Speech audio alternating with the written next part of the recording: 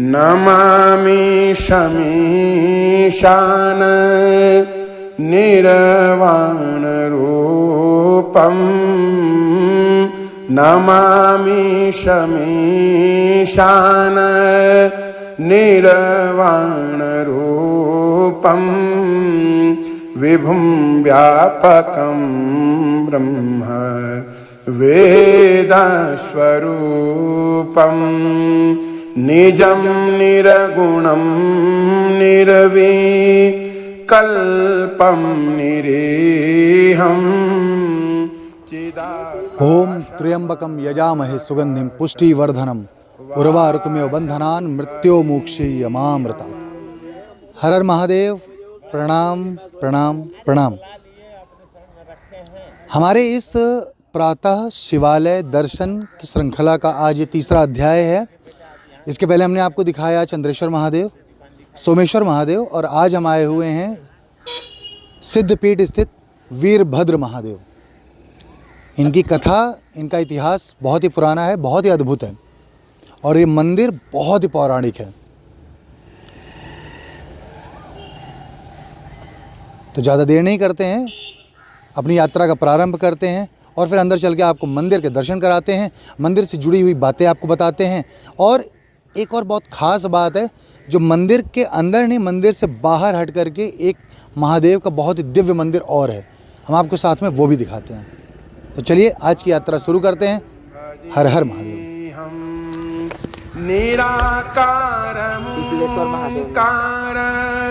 मूलं तुरीयं गिरा ज्ञान गोतीता मीशं गिरीशं करालं महाकाल कालं कृपालं करालं महाकाल कालं कृपालं गुणागार संसार पारं नतोऽहं तुषारादृशं काच गौरं गंभीरं मनोभूतकोटि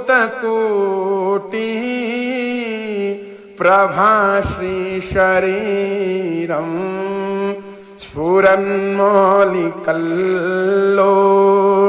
लिनि चारुगंगा स्फुरन्मौलिकल्लो लिनि चारुगंगा लसद्भाल भालिंदु।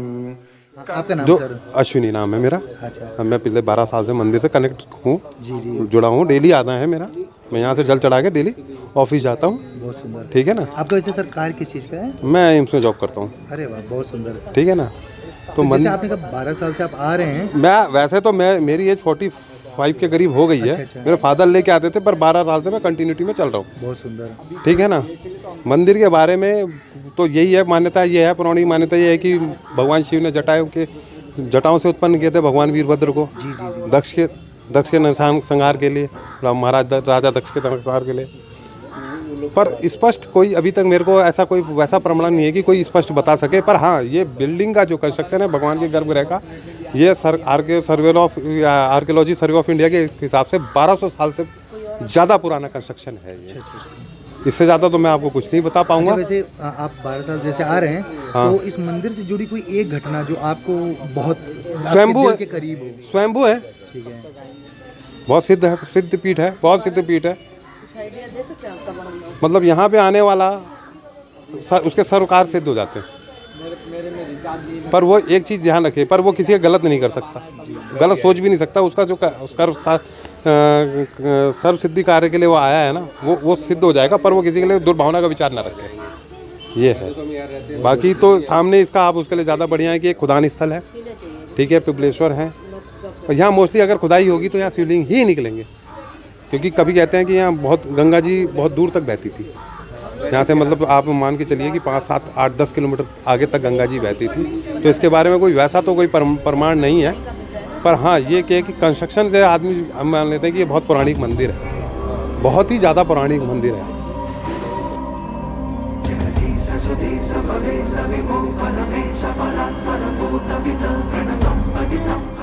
मेरा नाम दिव्या शर्मा है। दिव्या शर्मा, तो आप मतलब ये लोकल के रहने वाले हैं? हाँ जी सर। कितने टाइम से? ये हमें तो यहाँ काफ़ी टाइम हो गया है, टाइम से आ रहे हैं? 2 साल से आ रही हूँ सर। हाँ जी सर, हाँ जी। हाँ, यहाँ का बहुत मतलब सिद्धपीठ है, बहुत नाम है यहाँ का। तो मेरा बेटा एक्चुअली बीमार हुआ था बहुत ज़्यादा ना, तो पंडित जी ने मुझे कहा था कि यहाँ पे आके सेवा करा करो, पूजा किया करो। तब से मेरे को बहुत शांति मिली है और मेरे घर में भी काफ़ी सुधार हुआ है यहाँ पे। मतलब मन को शांति मिलती है यहाँ पे आके, बहुत अच्छा लगता है। हम बचपन से आते हैं यहाँ पे ना, जैसे मेले में आते थे शिवरात्रि के, बचपन से आते थे वैसे तो यहाँ पर ना, पर कंटिन्यू मैं जो 2 साल से आ रही हूँ। सुकून मिलता है, बहुत शांति मिलती है मन को, अच्छा लगता है यहाँ पे आकर के, रिलैक्स मिलता है इंसान।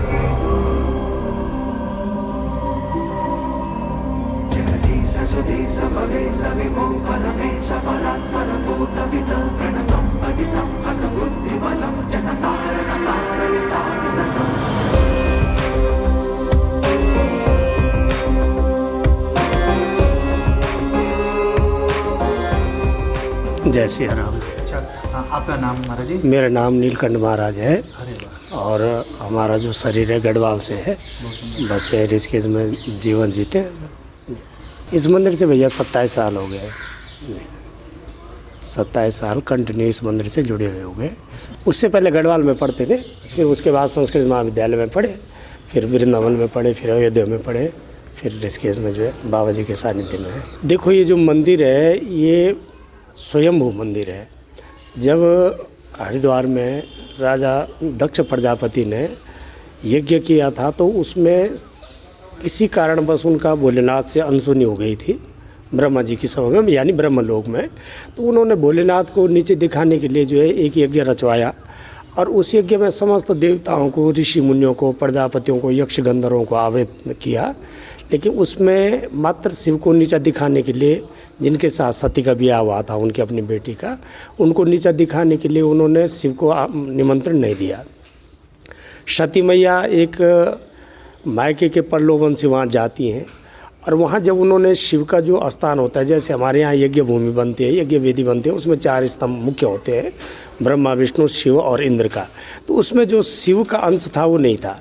तो सती ने जब वो देखा तो सती मैया उसको देख के जो है बहुत दुखित हुई और उन्होंने वहीं पे अपना जो शरीर था उसका त्याग कर दिया। जब देव ऋषि नारद के द्वारा भोलेनाथ को पता लगा तो उन्होंने कैलाश पर्वत में, क्योंकि पत्नी के पिता से विद्रोह था, अपनी पत्नी से नहीं था, तो भोलेनाथ की जो जटा बंधी हुई थी अचानक उनको क्रोध आता है, वो जटा खुल जाती है। जटा जब खुली तो उनकी 2 केस गिरे, उन दोनों केसों से 2 देवता प्रकट हुए। एक भगवान वीरभद्र, वीर का मतलब होता है जो सबसे अधिक बलवान है, अब भद्र का मतलब होता है कल्याण। एक तो बलवान ऐसा होता है जो किसी असहाय को परेशान करता है, लेकिन ये ऐसे हैं कि जो दुष्टों को ही दंड देने के लिए हुए। तो इन्होंने कहा बाबा मेरे लिए क्या आदेश है, और दूसरी जो उनके दूसरे बाल से जो प्रकट हुई वो हुई माँ काली। तो दोनों देवताओं ने कहा भाई हमें क्या आदेश है, तो भोलेनाथ ने कहा आप दक्ष प्रजापति के यज्ञ में जाओ, और वहाँ जो है दक्ष प्रजापति इतना मुखिया श्रेष्ठ आदमी होकर अगर वो गलत जीवन जी रहा है तो उसको उचित दंड दो। तो उचित दंड वीरभद्र भगवान ने दिया। वो कथा तो पुराणों में, भागवत जी में भी, रामायण में, सब में भरी पड़ी हुई है। तो उन्होंने उनका फिर जब गर्दन काट दिया, यज्ञ कुंड में सुहा कर दिया, तो बाबा वीरभद्र जब वहाँ से वापस आ रहे थे तो उन्होंने इस वीरभद्र स्थान में, ऋषिकेश में, यहाँ पे विश्राम किया था। प्राचीन काल के जो संत ऋषि मुनि हैं, ये प्राचीन काल में यहाँ पे बाबा जी के जो रथ का पहिया था उसका निशान था। आज जो निर्माण हुआ, नव निर्माण हुआ, उसके कारण उस पहिया के छापे को जो है ख़त्म कर दिया गया है। और जो ये बाबा वीरभद्र यहाँ लिंग रूप में है, वो स्वयंभू है, वो कोई ऐसा नहीं है कि किसी ने स्थापित किए होंगे।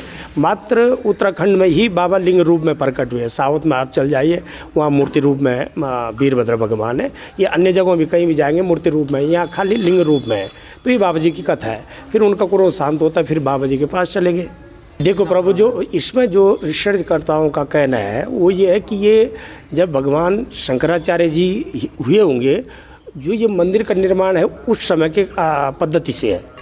अब इसमें कोई फिक्स नहीं है कि उस, क्योंकि शंकराचार्य जी के निर्माण पद्धति से तो इतना पौराणिक मंदिर है, लेकिन आज का कथित मंदिर नहीं है और उसी शैली में बना हुआ है। बड़े बड़े रिसर्च करता है, ये जो बड़े संत महापुरुषों से हमने सुना है, तो उस समय की तर्ज में ये मंदिर बना हुआ है। अब इसके कितना काल हो गया, ये इसमें कोई तथ्य जवाब नहीं है। देखो, अगर यहाँ जो भी भक्त आ रहे हैं, यहाँ अगर ऋषिकेश में आके आपने नीलकंठ महादेव के दर्शन किए, किसी भी तीर्थस्थल के दर्शन किए, वैसे तो यहाँ का कण कण ही शंकर है, लेकिन उत्तराखंड में यदि आते हैं और ऋषिकेश में बाबा वीरभद्र के दर्शन नहीं किए, तो जितनी भी यात्राएं हैं, मैं समझता हूँ उसका उचित फल नहीं मिल पाता है व्यक्ति को। क्योंकि सबसे पहले तो हमें भद्र का जो कल्याण का जो देवता है वो हमारा मुख्य ऋषिकेश में स्थापित है, तो उनका दर्शन करना बिना तो चाहे बद्रीनाथ केदारनाथ जाओ, आप गंगोत्री यमुनोत्री जाओ, लेकिन यहाँ जो मुख्य द्वार में 2 ही द्वार है, एक हरिद्वार में, हरिद्वार के जो अधिष्ठात्री और ऋषिकेश के जो अधिष्ठात्री देवता है वो मात्र वीरभद्र भगवान है। तो यहाँ दर्शन तो करना चाहिए और सहर्ष करना चाहिए, है ना। जिन लोगों को ज्ञान नहीं है, आपके इस चैनल के माध्यम से उन लोगों तक भी ये मैसेज पहुँचेगा, तो भी 10 लोगों को जानकारी दे मैं कि वास्तविकता यहाँ जो है ये सिद्धपीठ है। जो ऋषिकेश का मुख्य क्षेत्राधिपति देवता है वो खाली वीरभद्र भगवान है। ओम भद्रं कर्णिर्भिः शृणुयाम देवा भद्रं पश्येम सवृजजत्राः स्थिरैरङ्गे तुष्टो वागुंसस्तनो बिभ्रसे मयि देवहितं जदायो हो। ये भगवान वीरभद्र का मंत्र है। इसमें ये वैसे वेद मंत्र का अर्थ तो नहीं, लेकिन इसमें ये है कि हमारे कानों में भी भद्रकारी यानी ऐसे भद्र देवता के मंत्र पढ़ें, उनकी कथा हमारे कानों में पढ़े, आँखों से हम उनके दर्शन करें और कानों से हम उनके बारे में सुने और पाँव से हम उनके ही स्थान को जितना हो सके अधिक से अधिक उनकी यात्राएं करें। ये इस मंत्र का अर्थ है। तो अगर ऐसा व्यक्ति करता है तो निश्चित उसका भी भद्र होता है यानी कल्याण होता है। देखो, यहाँ जितने भी अगर जैसे ऊपर त्र्यंबकेश्वर महादेव है, यहाँ पिपलेश्वर महादेव, ये सब भगवान वीरभद्र के ही गण हैं। क्योंकि उस समय भगवान वीरभद्र अकेले नहीं आए थे, क्योंकि माँ काली के भी बाहर जैसे मुंडमालेश्वरी जी हैं तो माँ काली का ही स्वरूप है। यहाँ भगवान वीरभद्र हैं, उनके गण पिपलेश्वर महादेव हो गए, त्र्यंबकेश्वर महादेव हो गए, ये सब उनके गण हैं। और जो माँ के साथ आए थे, माँ काली के साथ आए थे, वो मुंडमालेश्वरी है। तो यहाँ का मैंने आपको बोला कण कण में शंकर बसा हुआ है। बशर्त हमारी नज़र उसमें, हमारी दृष्टि क्या है उस पर निर्भर करता है, हमारे भाव क्या है उस पर निर्भर करता है ना। तो ये है यहाँ के पौराणिक तत्व है। रूपम नमामि शमीशान निर्वाण रूपम विभुं व्यापकं ब्रह्म वेदस्वरूपम्। ॐ ध्याये नित्यं महेशं रजतग्रीणिवं चारुचन्द्रावतंसं रत्नाकल्पोज्ज्वलाङ्गं परशुमृगवराभीतिहस्तं प्रसन्नं पद्मासीनं समन्तात् स्तुतममरगणैर्व्याघ्रकीर्तिं वसानं विश्वाद्यं विश्ववन्द्यं निखिलभयहरं पंचवतरं त्रिनेत्रं। राधे राधे। मेरा नाम नवीन उपाध्याय, मैं यहीं वीरभद्र मंदिर में पुजारी हूँ, यहीं मैं सेवा करता हूँ। और आप भी आइए वीरभद्र मंदिर में दर्शन करने के लिए, जो यहाँ के प्रसिद्ध पौराणिक मंदिर है ऋषिकेश की। और ऋषिकेश में बाकी घूमने की जगह भी और भी है, राम झूला, लक्ष्मण झूला भी नए कांच के बन रहे, जो कि बहुत प्रसिद्ध होने वाला है। लगभग उसका भी बनने वाला है, इसी साल बनने की आशा है हम सभी को। और यहाँ उसी के बगल में यहाँ वीरभद्र महादेव जी का मंदिर है, वहाँ भी आइएगा, दर्शन कीजिएगा। हर हर महादेव, जय श्री राधे। मंदिर मुझे लगता है कि जैसे हमने सोमेश्वर महादेव का दर्शन किया, चंद्रेश्वर महादेव जी का दर्शन किया, वैसे ही वीरभद्र महादेव जी का दर्शन है। ये भी बहुत ही शांत और बहुत ही खूबसूरत है। इसके अगर एड्रेस की अगर हम बात करें तो जस्ट सीमा डेंटल कॉलेज, जो ऋषिकेश का एक प्रसिद्ध दंत चिकित्सा अस्पताल है, उसके पीछे ही पड़ता है। एम्स ऋषिकेश का उसके बिल्कुल नज़दीक में ही है। बहुत ही खूबसूरत मंदिर है। आचार्य जी के द्वारा आपने मंदिर का इतिहास जाना, मंदिर का रूप कैसा है वो आपने देखा। अभी हम आपको एक और महादेव, पिपलेश्वर महादेव, बहुत ही खूबसूरत स्थान है, बहुत ही दिव्य स्वरूप दिखता है। पीपल के वृक्ष के नीचे महादेव बड़े खूबसूरती से प्रकट हुए हैं, आपको उनके दर्शन कराते हैं। ये हमारे जो श्रृंखला चली हमने आपको बताया, जो शिवालय श्रृंखला है, सिद्धपीठ है, चंद्रेश्वर महादेव, सोमेश्वर महादेव और वीरभद्र महादेव का ये तीसरा और हमारा आखिरी अध्याय है। आप अगर ऋषिकेश आ रहे हैं तो इनके दर्शन जरूर करिए। आपको इसमें ज़्यादा समय नहीं लगेगा। जैसे मैंने आपको पहले ही बताया था कि सुबह आप प्रातः अपने जिस भी जगह पर हैं वहाँ से आप 3:30 बजे निकल जाइए। 4 बजे आप चंद्रेश्वर महादेव पहुँचिए। वहाँ पर बाबा चंद्रेश्वर महादेव का मंगला आरती होता है। उसके बाद आप वहाँ दर्शन करके फिर आप सोमेश्वर महादेव जा सकते हैं। सोमेश्वर महादेव जी में भी 5 बजे की आरती होती है, आप वहाँ भी जा सकते हैं। वीरभद्र जी में भी 5 बजे की आरती होती है, तो वो आपके लिए ज़्यादा सही रहेगा, आप वहाँ दर्शन कर सकते हैं। इस यात्रा में हमारे जो सारथी रहे हैं, जो हमारे चालक रहे हैं शोभन भैया, मैं शोभन भैया का आपको नंबर दे दूँगा।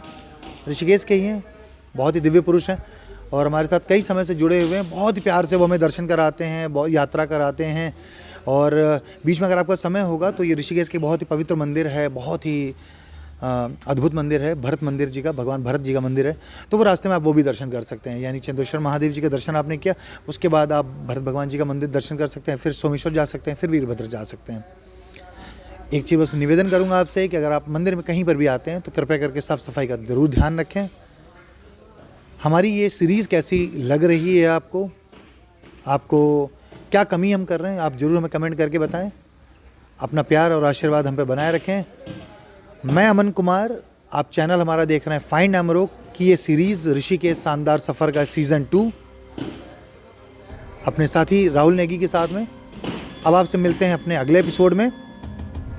चलिए अब आपको दिखाते हैं पिपलेश्वर महादेव जी का दर्शन। हर हर महादेव, प्रणाम।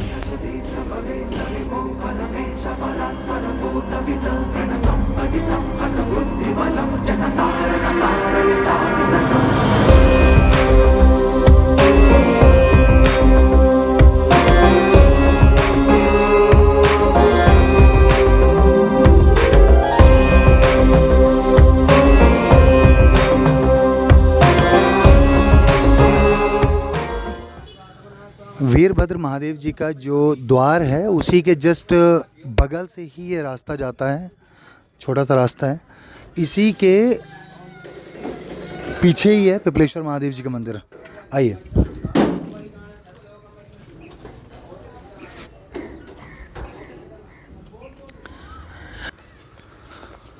और मेरे पीछे ये जो आप देख रहे हैं ये है पिपलेश्वर महादेव जी का मंदिर।